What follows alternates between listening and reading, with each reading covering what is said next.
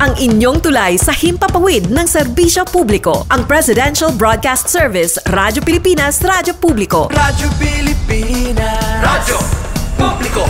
Kinilala ng pang-international at prestigyosong Asia Pacific Broadcasting Plus Awards 2025 para sa kategorya ng Government Streaming. Ito ay dahil sa epektibo nitong pagsasanib ng mga tradisyonal na media tulad ng telebisyon, radyo at print para masabayan ang mabilis na pag-inog ng mundo ng digital at social media tungo sa mas epektibong paghahatid ng mahahalaga at napapanahong mga impormasyon sa mamamayang Pilipino.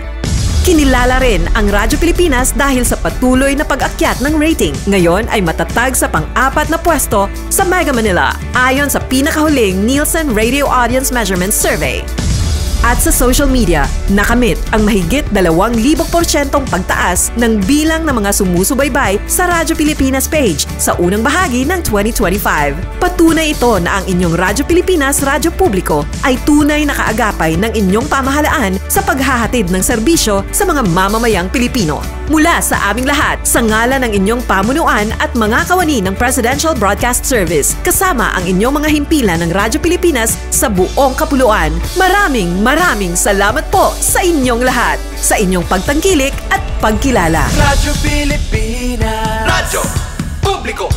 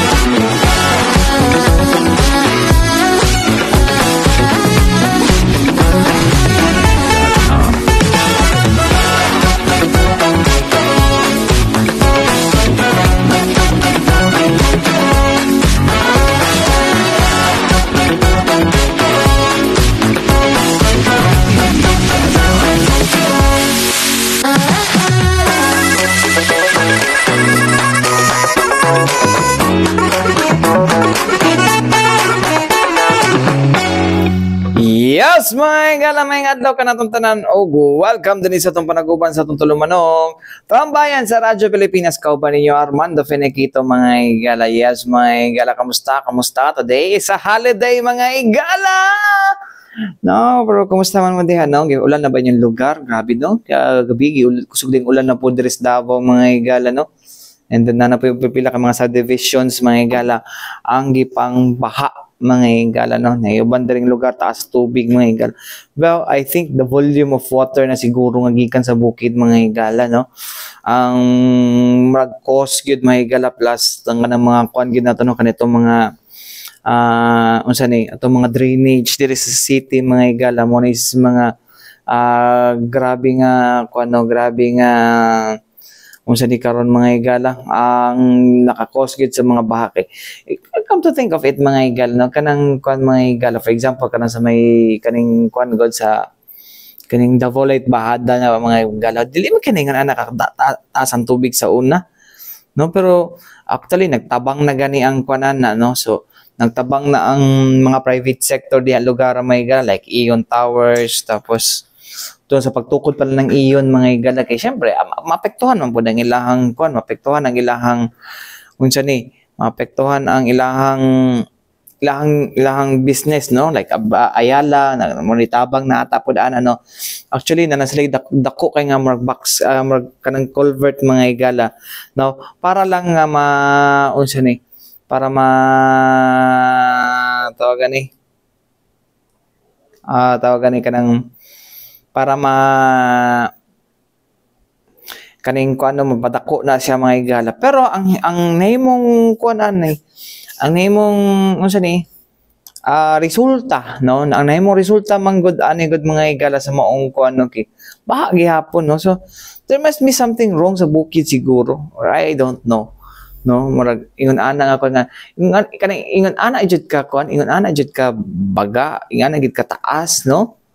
O kana wala ta kabalo, mga igala. Mo siguro no nga mo nagikuan sa tuang government karon, mga igala. Tawag gani mo na gila tutukan sa tuang gobyerno karon, mga igala, no? Kanang kon ba no kanang pag na mag development may for example subdivision dapat ayaw putla ng mga punuan no grabe ka stricto ang city planning and development office na mga gala ayaw ninyo putla ang mga punuan no ipabilin na siya kamo mag-adjust sa inyong subdivision plan ana ang kuan gid sa tuang city gid karon mga igala which is more it is stricter than before no lang ay nayo bandra pataka ra man wa daw kuno gisolusyonan daw puno sa kuan tapos nalang siya galit sa mga leader makuan na tanan no kay ang leader kay to porque daw ang leader kay kuan lagi daw iyang kalaban or something okay ayaw na lang mo pag negosyo sa division diri sa Davao kay basig sa muton mo kanang kuan kuti-kutihon charing kamay galay dinita sa tuang kuan no dinita sa tuang speaking of no ambot kay mas mutuo pa manggod sila sa mga balita god na dili objective ang pagkakuha pod no mas mutuo pa sila sa meme mga igala no kay half meant daw na mga igala pero dinita sa kuan no kay netong niaging Martes ba to? Martes mga igala no. Sa gipaygayon na anti-fake news consultative forum mga igala no sa Police Regional Office 11 naghatag og gamay media and information literacy ang ato ang National Telecommunications Commission no with regards sa ning fake news no sa dapat ang buhaton ani so anyways mga igala di na ako mag-explain non dinhi explain din ni NTC 11 Regional Director Nelson T. Cañete magyang NTC gino Nelson T. Cañete mga igala no ang mga especially sa matang sa kanila sa media o sa journalism mga igala no so dito maglangan mga igala to na pamintawan mga igala Regional Director sa National Telecommunications Office nga si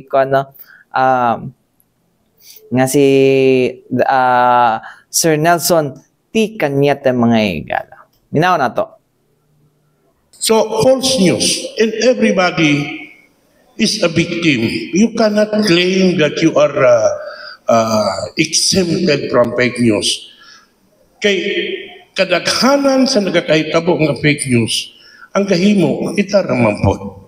With the advent of the AI, artificial intelligence, we will expect more. Kung karon nag-istorya taani, daghan pag yung nag-istoryahan sa sunod. Mao gani nga I will adapt or I will second the motion nga gihimo ni Sir Michael Uy nga i-cascade nato ni. So we are now on the regional level is cascade nato up to the barangay level kung mahimo because para nako ang sulbad ani is to educate the public. Education lagi tambag nato ani. Kay kung iagi nato og mga i-counter nato sila kung AI makigdebate ka anang dili tawo, makig-argue ka o dili tawo, murag imposible. Now, journalism ethics. Please, palihog pindot. Now, there are two kinds of media, by the way. Next, there are the mainstream media and the social media. Mainstream media, mauni ang mga radio, television, newspaper, cable TV, so on and so forth. Mainstream.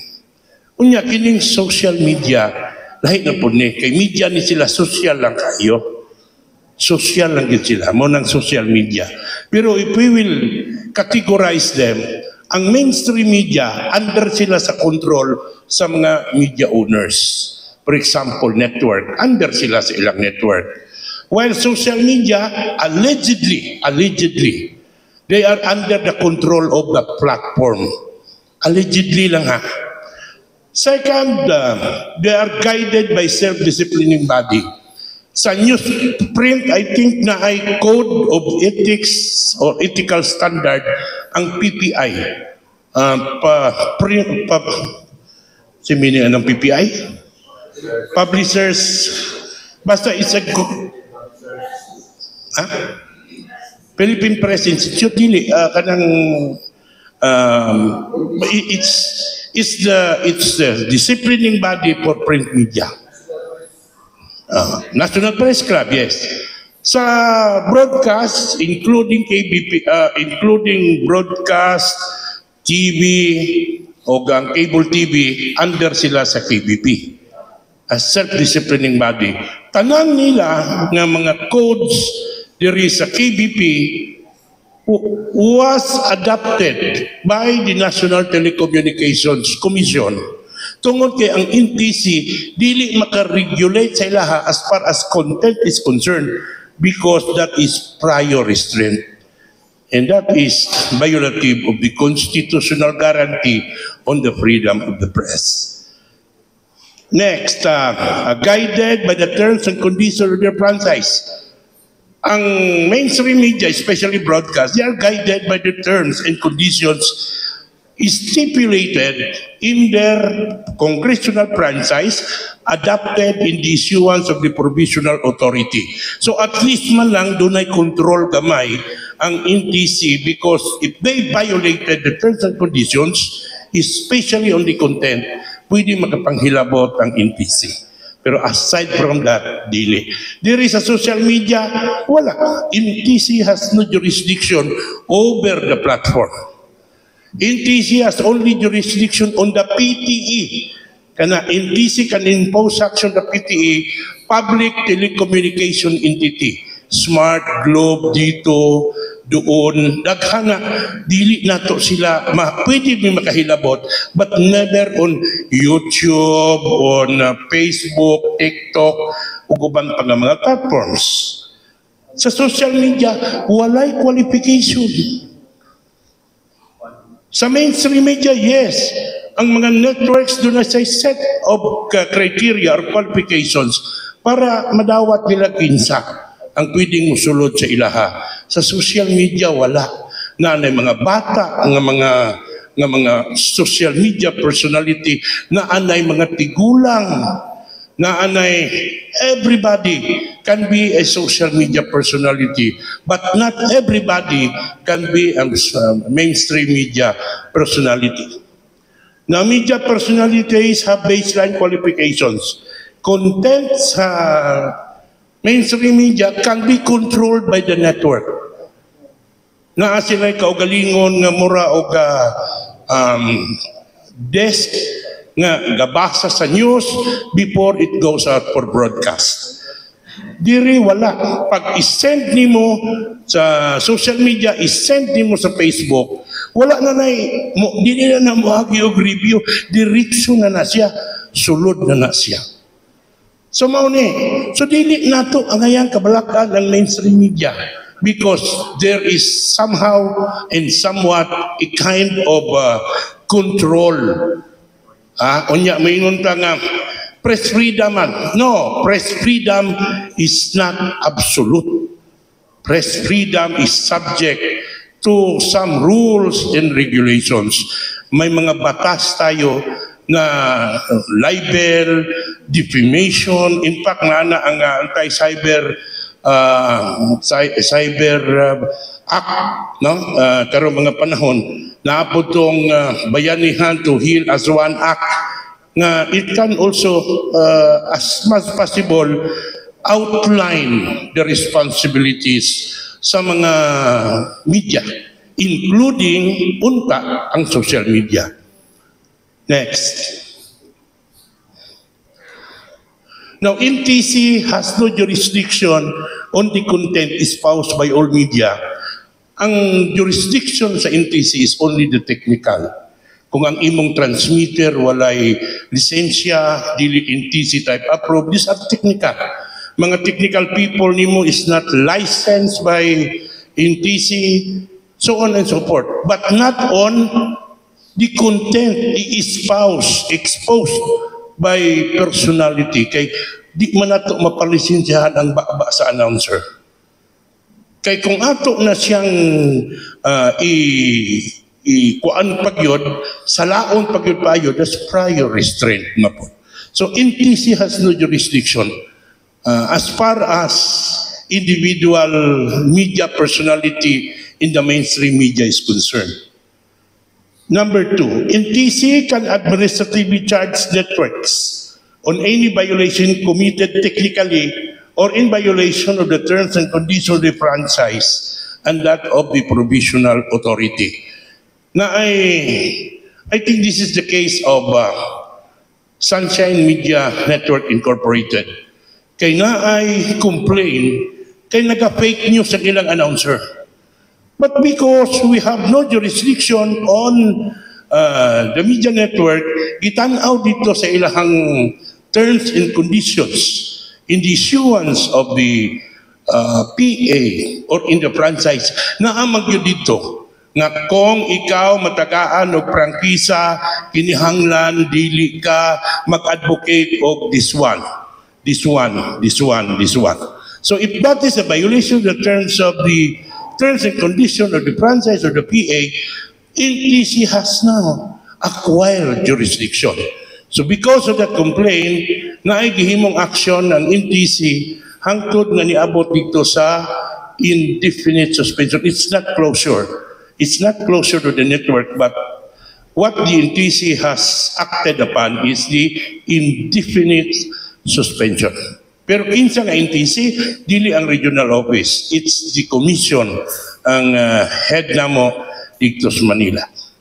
Number 3, social media is subject to various laws and regulation, but not under the direct supervision of NTC. Not direct jurisdiction, but indirectly, na jurisdiction ng NTC on the PTEs. Sa Globe, Smart, dito, but not on TikTok, YouTube, Facebook, so on and so forth.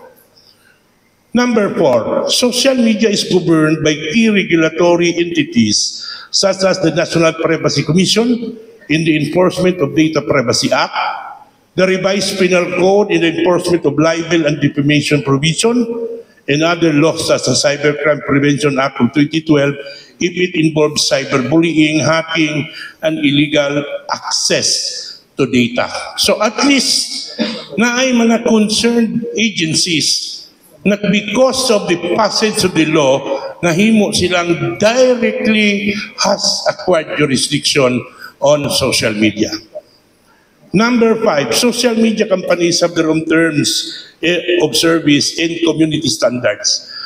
Sa KBP, gitawag nila nga KBP Code of Ethics or KBP Standards.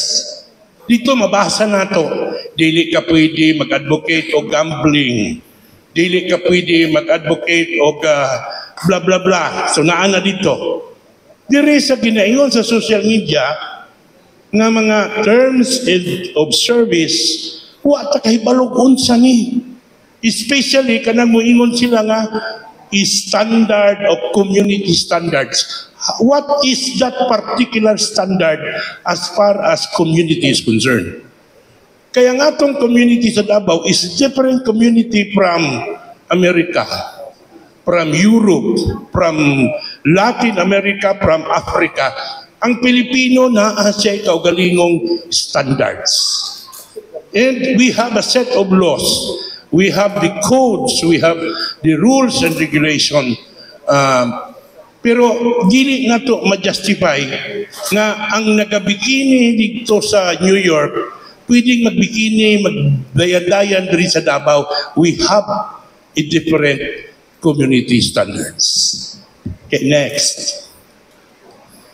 Define fake news. Although this is just a repetition of what Michael murag usaragi atong research, Mike. Murag usaragi atong research ani. False information deliberately crafted as news, as properly explained by Michael. Pero ang cue diari is that is the intention is to mislead the public. That is false information deliberately crafted as news. Next, misleading but with a motive for it to appear as a legitimate news. Well, we know that already. Ang ato ra ba mga pulis, ang una-una ra ba yung among atuan pag mga police report, ang inyo biyang police station, niya mo basa-basa ra ba Miss Blatter? Kanang Blatter, gituhuan na muna nga tinuod yun ang naadya sa Blatter. Pero take note, kanang Blatter is just a narrative of one person, the complaining party. wala pa din ang narrative, sabi complain. Pero kinatuhuan na muna. O na ikaw, napablatter, kina-hold up sa 20,000, sigurado kag 20,000 ka. Oh, that is the narrative of the complainant. Pero ang nang-hold up, 2,000 rato, ipasangin lang kung 20,000. It's a different narrative. So, kung gusto kita og news, that is one of the source of news which is from the narrative of the complainant, not the narrative of the whole event. Kay kung maayo nga news, we should also hear the other side of the coin.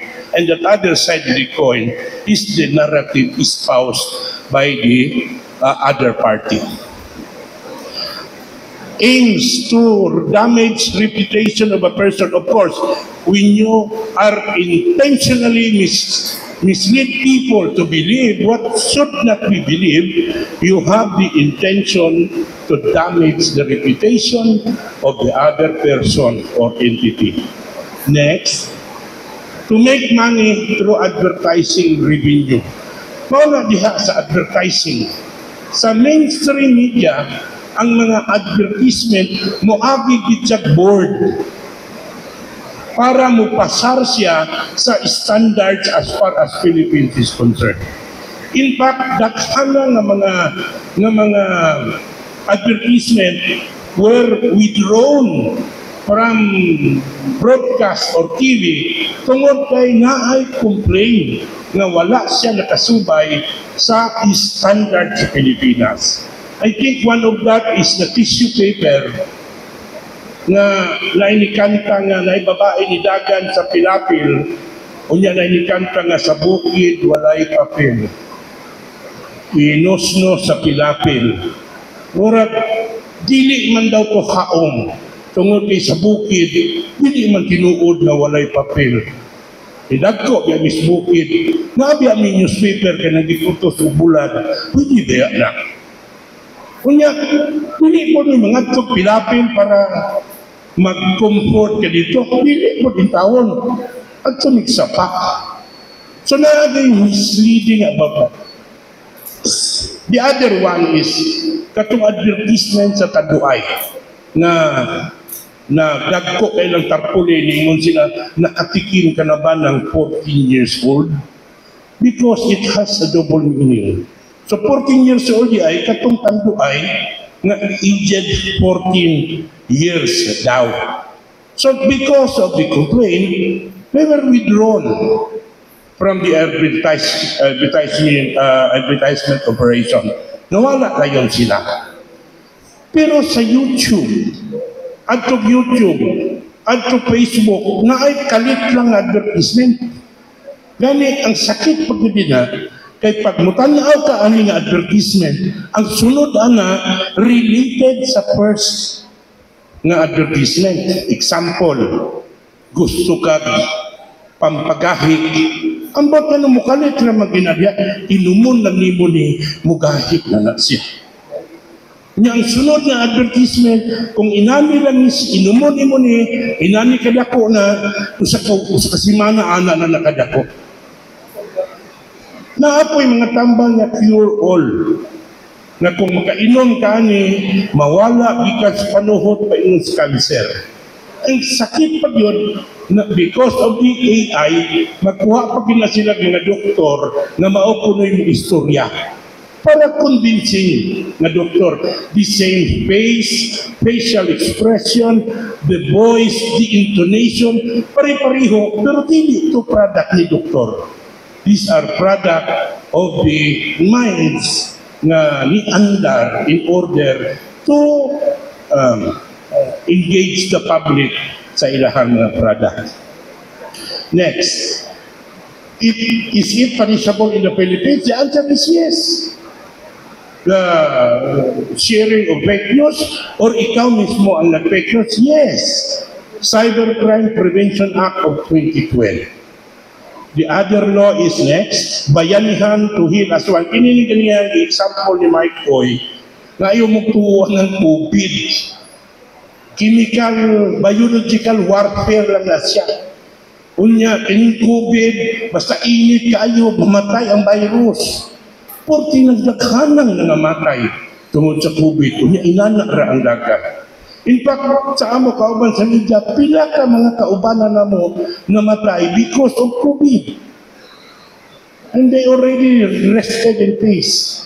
So, COVID, dili na tungod kay init ang panahon, dili na tungod kay biological warfare, is really a health issue. In fact, it is a pandemic, meaning to say, tibuok kalibutan ang gi-preserve at or else mga matay ang tibuok kalibutan. Mga matay ang mga human existence at that time. So, mao po nang nahinumdum ko na diya sa Davao Medical Center, Southern Philippines Medical Center, ay namaligad Dorian niya. Unya, tungod kay isa public hospital, ang mga tao na naadi na musulod, mga wala gani ikapay kong tambal, mupalit pa nag-durian, kamahal ang durian. So naato'y nigawas nga istorya nga ang durian tambal sa dingge. Tanan nga mga pasyente nga may dingge na malitog durian, kay mo itambal sa dingge. Wala nang yapon sila maayo sa dingge. Ang nakaayo nila sa dingge is the intervention of the professional health workers, not because of durian. Tambal sa kuan, tawa-tawa, so on and so forth. Naghang ng mga advertisement, the intention is to mislead the public and you benefit from it by misleading the public. Next law, Presidential Decree 90, a decree against spreading of false news that can cause panic, division, and distrust in the government. Now, letter D.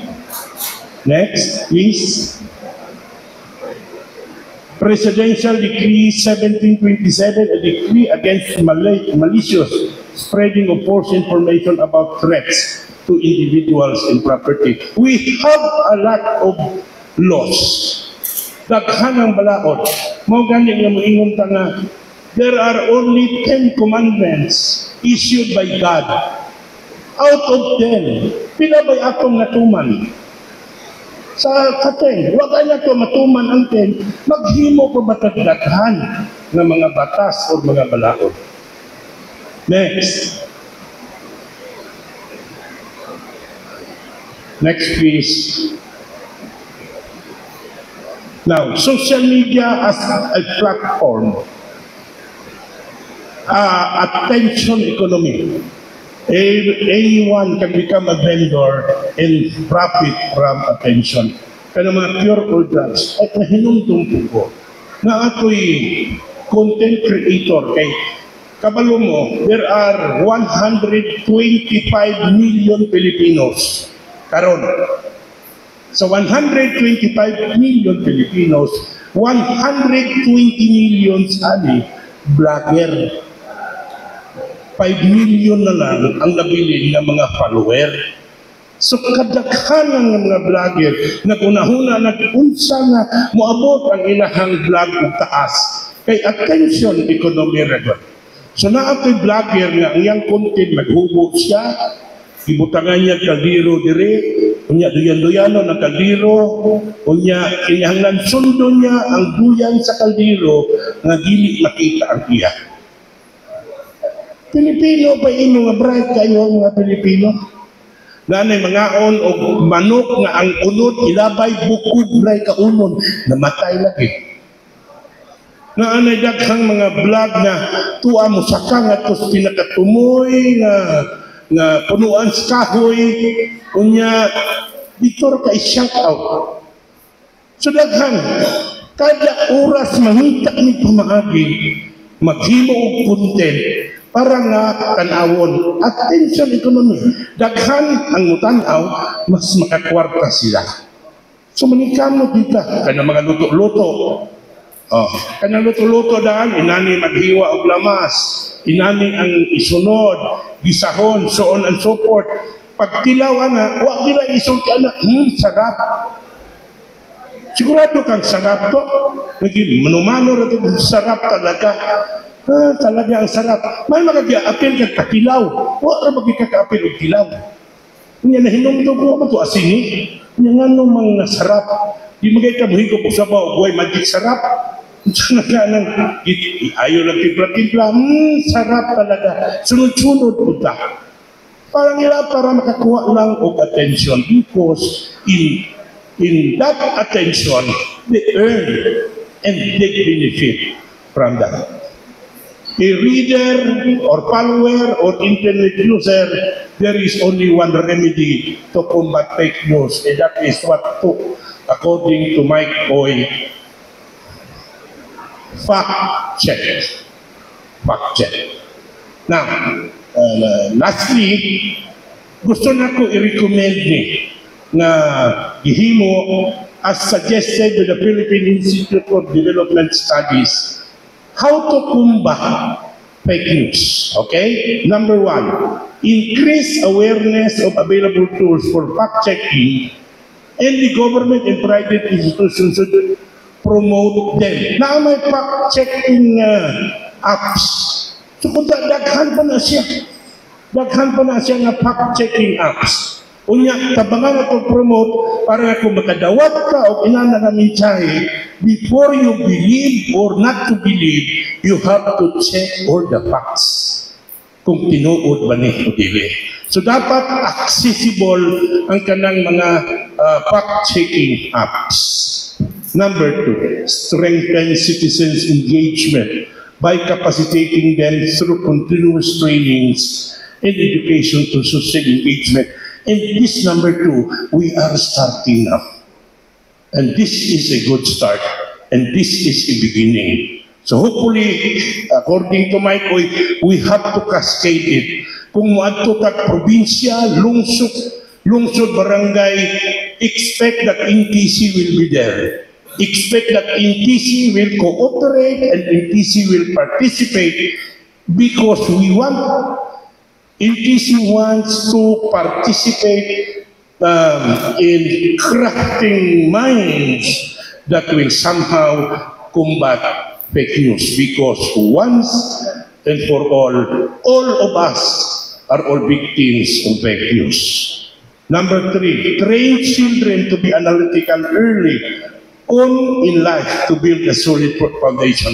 Nato na istorya na ko sa una, nila ko, naghanap ka problema sa Pilipinas, kung sa may solusyon na ni. Corruption, influence peddling, so on and so forth. Ang solve ba daw, ingon sila, kanang 5 years old pataas, patyon. Ang buhion lang, 5 years paubos. Naku, apil kakamatay, niya dili, mabili ko, kikisa pa may mutudlo 5 years old kung mga hurot at katanan. Adik man na pwede nga siya rin mabiling ka tanan at tudluan na ito ang mga bagong tubo. In this statement was the statement of our forefathers in the 1960s, in 1950s, in 1970s, in 1980s ka, sakdi lang we will let our children to address this problem. Hangtod nagkasamot. So karon, we will teach our children. Kabalo ka, may mga children's apps, no? Nga panangitan ka ng mga children's songs. But when you open it, musulot ang advertisement, mga X-rated ang kasulot ng mga advertisement. I do not know, nga nung wala ka na makontrol sa mga PPEs. Train your children. Number 4, make media literacy part of the basic education curriculum. Itudlo po nato sa mga bata. Manang unfair sa mga bagong tubo karon ang naagihan nato. Nakasyatong pagkakanian to, Julin, bulan-bulan, tumbang preso, karon wala na, naglingkod na lang kibintahon sila. And they enjoy it so much. Not the same enjoyment that we have before na wala pa kay cellphone. And lastly, view the fight against disinformation and misinformation as a civic and moral responsibility of all citizens. Di ka pwedeng sa kanila yan. Ilahara na, isalid na sa polis, ila ng trabaho, dili pwede. Kung dili, kita manghilabot ang tanan. And we want to change everything. And according to Saint Mother Teresa, if you want change, start that in your own self so that it can spread to the whole world. So we want to stop fake news. We will start it from ourselves so that it will cascade to everybody. Thank you very much. Og may hapon sa po. So, mga ito mga igala, no? Ang lecture ni Sir Nelson Cañete, no? Regional Director sa mga igala, no? National Telecommunications Commission, mga igala, kon NTC Region 11, mga katambayan, no? So, hopefully, namoy natunaan dito, no? Kaya kung nagkakong natunaan, that's how media information literacy, mga igala, works, no? So, kinahanglan yun, mga igala, no? Well, although dili man nila sakop, no, pero mo nilahang ilahang advocacy, no, together with the Presidential Communications Office, no, nga batukan ang pagkatag sa fake news, mga katambayan. Ano ba mga katambayan? Balik kita man lang sa mga importante pa hinumdom ni ato sibiyanan. Balik kita mga igala din sa itong panaguban sa itong tulumanong tambayan sa Radyo Pilipinas. Kauban ninyo Armando Finiquito, mga igala. Yes, mga igala, no. Dinita sa tuan isa pa katambayan, mga igala, no. Kung asa ang ato ang mga igala, no. Ang ato mga advocates, mga igala, on child protection, particular na mga igala, no. Ang kaning Kiwanis International, mga igala, no. Southern Philippines District, mga igala. O atong kuan, no, ana sila mga panawagan, mga igala, kung unsa ba dapat, no, o atong anti sa itaw gani National Anti-Poverty Commission, no, NAPSI, mga igala, no, particular na dira, mga igala, ang kuan, ang gini nga to, ang sa ganito, mga igala, to ng kuan, no, National hinay sa internet mo gini ba sa mga mo gini ba sa inganing orasa, mga igala, mo hinay internet, ay nako, asa ba to, no. So particular siya, mga igala, no, ang kaning sa Children's Council, mga igala, no, mo na ilang kan ato na siguraduhon, mga igala, no, naram na dire. Ang ato ang national kuan siya, mga igala, child-based sector sa National Anti-Poverty Commission, mga igala, no. So mo na siya ang ato ang paminawon karon, no, kung sa mga panawagan nila, no, to protect, no, padayong panawagan, mga igala, para protektahan ang mga kalawatan, especially, mga igala, no, batok sa abuso o kung bisang-usang matang man sa exploitation, mga igala. Anyways, mga igala, dito maglangan, mga igala, ato paminawon, mga igala, no, ang public relations sa mga igala, no, sa Kiwanis International Southern Philippines District, mga igala, na si Sir Vince Molejón, o ang council member sa Child Basic Sector sa National Anti-Poverty Commission na si Siti Norshaya Tiana. Paminaw na to. We are here to inform the media, the public, that the 50th or the Golden District Convention will be held here in Davao City, no, karong September 6 to 8, 2025. Ang mga venues nato nasa northern part of the city, but the highlights na amuhang i-focus today is ang program nga nakatuon sa mga bata. There is a dedicated hall called the Education Room na i-highlight na mo ang mga achievements sa mga bata nga gisuportahan sa Kiwanis. In fact, last June, isa sa mga club sa Southern Philippine District nakadaog og $2,000 sa international level tungod sa ilang program nga Children and Environment, no, kadawat sila. And going back to the programs for children, because Kiwanis has different clubs, especially the Greener Davao, nga nag-cooperate din siya, nag-collaborate sa isa ka coalition for children's rights. We achieved the level nga we're able to have a seat at the council sa National Anti-Poverty Commission nga kana siya nag-represent sa child basic sector sa kaning council, no. Nasa kung kapag karon si City, she will elaborate more about the mission and say something about what her club as a Kiwanis kid, Kiwanis builder, and as a member of the coalition and the community of the Batang Astig Moro. Okay, yes, Regender, City.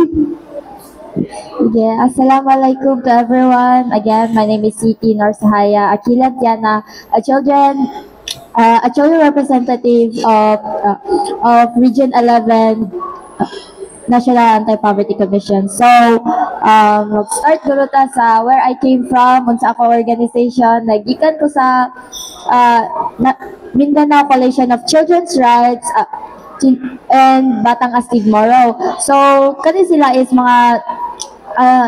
mga child-led advocacies jud ni sila. So, then, about din sa NAPSI is National Anti-Poverty Commission. Naapod mi 5 ka agenda which centralize sa problems about adolescent pregnancy, like sa kanang mga bata karon nga dili kayo educated about sa pregnancy, the effects of it, and also OSAEC, the online sexual abuse and exploitation of children. So, kani siya is kanang dili pud aware usahay ang bata nga na dili lang po din sila maabuso physically and also socially and mentally because about sa kaning mga sa dangers sa online. Then next is child labor, which is ang pagpatrabaho sa bata o kanang mga dangerous kayo nga trabaho.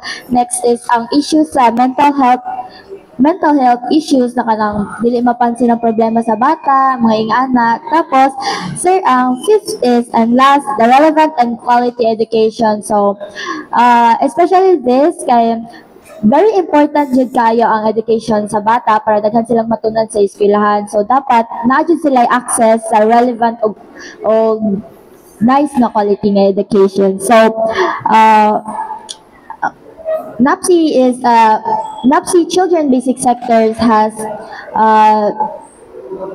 mayroon kaming council na iba't ibang led by iba't ibang regions na representative by a child too. So also we also give the poor sectors a voice in the policy making. So dili lang mi representative lang para diraa lang. We also kami ang ilahang tingog dito as a national for policy makings and monitoring implementation of the government's anti-poverty program. So dili lang pud mi gahimog policy, then magapasa pud mi og mga resolutions to further implement other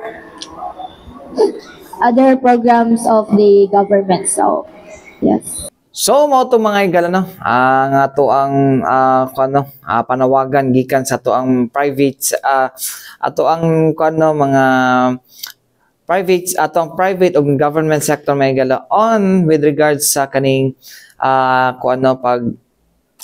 protekta sa to kamaturan. Well, mga igala no, sayod mo kita mga igala no nga ang ubang mga ginikan wag gid masayod mga igala pod no, especially katong mga batan-on no nga kanang magkuan lagi no, patakarag ka ng kuan sila mga anak ba no, wala sila kabalo nga kuan na day na krimen na day na ilang gibuhat day no. So dapat pod no, ato na kuan nga i-educate pod nato ang ato ang madla mga igala no, ato ang katawhan aron nga dili gid sila para makabalo sila kung unsay konsekwensya na mga igala, like for example picture lang man na pagman wala sila kabalo mga igala nga kuan na day na mga igala na din na epekto silahang mga anak no, na epekto silahang mga anak na no, mga bata nila. So anyways, may galawan tayo kung oras ang ngalan sa Tibok Persa sa DXRP Radyo Pilipinas, Radyo Publiko Davao, may galaw ko yung nakawan Armando Feniquito. Alang sa tambayan sa Radyo Pilipinas, hantod sunod na usab, daghang salamat o may adlaw ka na tong tanan.